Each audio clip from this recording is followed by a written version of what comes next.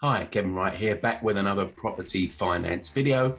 And what is it this week that we're going to be talking about? Well, it's about 5 ways to use bridging finance in your property investments. Want to learn more about that? Hey, stick around.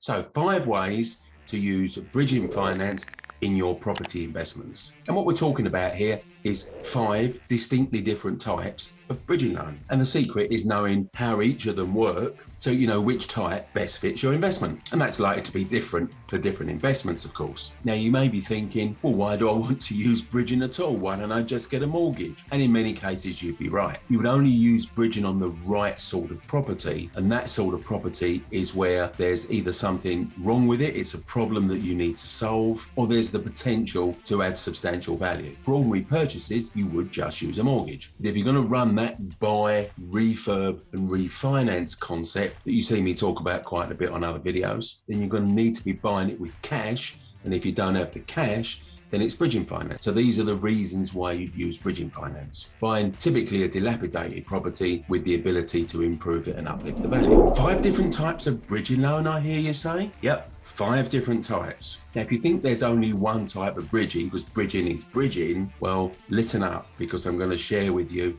how each one differs from the other. Now, when I've mentioned this before from time to time, people have come to me and said, hey, Kevin, I told my mortgage broker there's 5 types of bridging. And he said, no, there isn't. There's just one type of bridging. Bridging is bridging. Now, if anyone tells you this, and particularly if a mortgage broker tells you this, here's what's going on. They don't really know much about bridging. Because when you've watched this video, you'll clearly understand that there are 5 types of bridging. Now, mortgage brokers can be good, great, or even brilliant with mortgages. That doesn't mean to say they have the same level of knowledge on bridging finance, and in fact, very few of them do. And there's no real shortcut to understanding the intricacies of bridging finance. It's just by doing it. Now, someone that's brokered hundreds, literally hundreds of bridging loans stretching back a whole decade, you could say I know a thing or two about bridging. So here's the thing, there's plenty of mortgage expertise spread right across the country. Bridging finance expertise is much more thinly spread around. So be careful who you listen to. Now, back to 5 different ways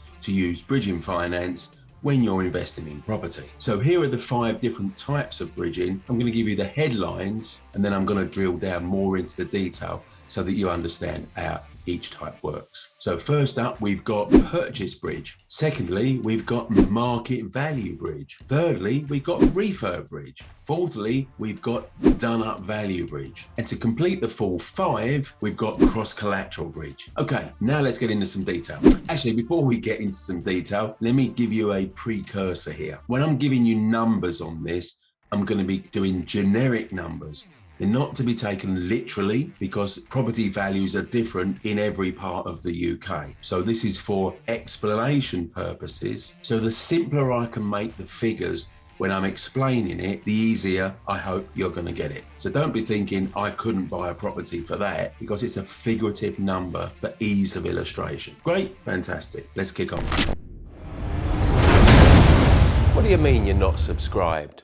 Weekly finance videos? Weekly Monday morning Q&As, mentee case studies, what's not to like? Come on, click that button, and that dingy belly thing, and the Instagram one too. That's better. Now back to the video. So the first type that we said is a purchase bridge. Now, purchase bridges run pretty much like mortgages do. In other words, and let me explain this. Lending is based on the lower of the purchase price or the value. So whichever one is the lower, that's what it's based on. Usually, purchase price is lower than the value, but it could be the other way around too. The typical buy-to-let mortgage is 75%, so it's 75% of the lower of the purchase price or value. Now let's throw some numbers in so you get this. So the property is valued at 100,000, say, but the seller has agreed, because they're a bit motivated, to sell it to you for 90,000. So 100,000 value, 90,000 purchase price, lower of the two, the mortgage is going to be based on 75% of the 90,000. Pretty simple, eh? That's how mortgages work, and that's how the purchase bridge works. Okay, so that's the purchase bridge. Now let's move on to the second type, market value bridge. Now people find market value bridging confusing as a concept, probably because it works in a diametrically opposite way to what they've experienced whenever they've arranged a mortgage. bridge. Another way to look at market value bridging is to refer to it as shrinking the deposit. And that's the title of one of my most watched videos, this one here. So why is a market value bridge different? Because market value bridging lenders lend on the lower of the value or the asking price and ignore the purchase price. So that's the value and the asking price, not the purchase price. So you'd only consider using the market value bridge when you've got the opportunity to buy below the asking price. And the discount to the asking price is used as part of your deposit, part of your 25% deposit, which means that you have to put in less yourself. Let's use that example again that I used under purchase bridge, if you remember that. So property valued at 100, but you're buying it at 90,000. Now, if you recall, we said the purchase bridge would be the lower of the 100 or 90, so you'd borrow 75% of the 90. With a market value bridge, it's the lower of the asking price or value. And if the asking price was also 100, you'd be borrowing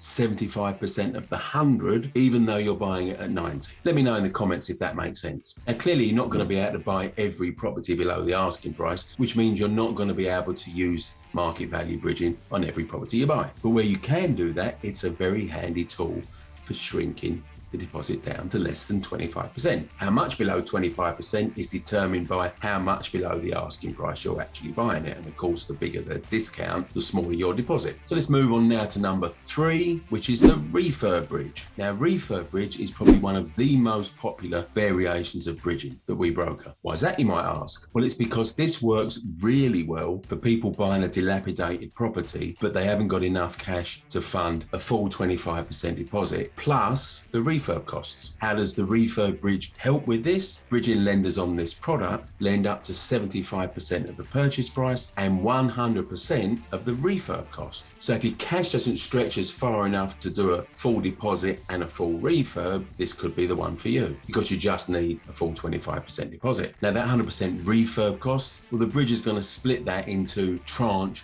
payments. Could be 2, could be 3, could be 4, depending on the size of the refurb. But often it's chunks of 10,000 plus, which could be bigger on bigger refurbs. So you fund the agreed first stage of your refurb using your own cash. Then the bridger's valuer revisits, signs off your work, and you get the money you've just spent released back into your bank account. And then you crack on with phase 2. And that process of doing some work, getting it signed off, getting a further tranche of money put in your bank account repeats until you've completed the whole refurb. And then you either start the sale or the refinance process. So type 4 is the done up value bridge. Now, this is a very niche product that only works in a very specific set of circumstances, and it's not circumstances you use that often, but when you do, it's really useful. Why is that? Well, because it reduces your deposit and refurb costs down still further. So when we brokered this in the past, people can fund the purchase and a refurb and probably wouldn't even need a 25% deposit. How does this work? Well, it works on the delayed completion strategy, which is exchanging contracts, having previously agreed with the seller that you can enter the property and do refurb work whilst extending the completion time far enough into the future to allow you to complete the refurb work. And once that's done, you complete the purchase. Now, because you've done the refurb before you buy it, a done up value bridge values it on the done up post refurb value, and you borrow that to complete the purchase. Okay, 4 down, 1 to go. Now, at this point, each of the 4 types of bridging that I've described cannot be combined and used together. So you can't use a market value bridge with a refurb bridge. They're 4 distinctly separate ways to leverage bridging finance. But the 5th one is different. This one can be used in conjunction with any of the other 4 types. And what's the 5th type? Cross-collateral bridging. Now, you can find out more about cross-collateral bridging on another of my popular videos. This is how to use equity instead of cash. But let's summarize it here.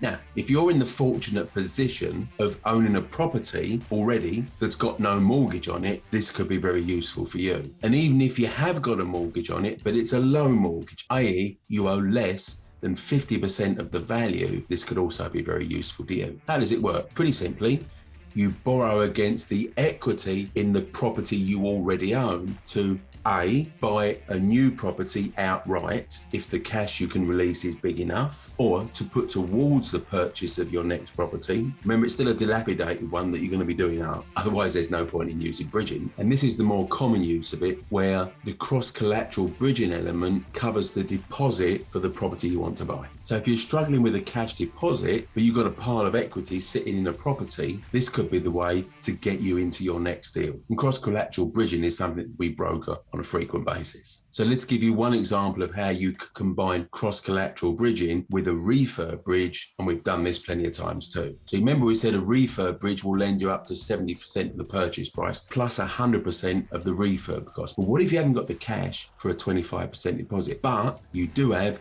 a big chunk of equity sitting in a property that you own? Well, you could use a combination of a cross-collateral bridge and a refurb bridge to actually borrow 100% of the purchase price and 100% of the refurb cost too. Now, as long as you can add sufficient exponential value to justify the borrowing cost that you're doing, this could be a great way to get in a deal that you couldn't pretty much do any other way. Okay, so there you are. That's this week's video, giving you a detailed run through of different ways to use bridging, 5 in fact, for your property purchases. I'll be back next week with another property finance video. See you then.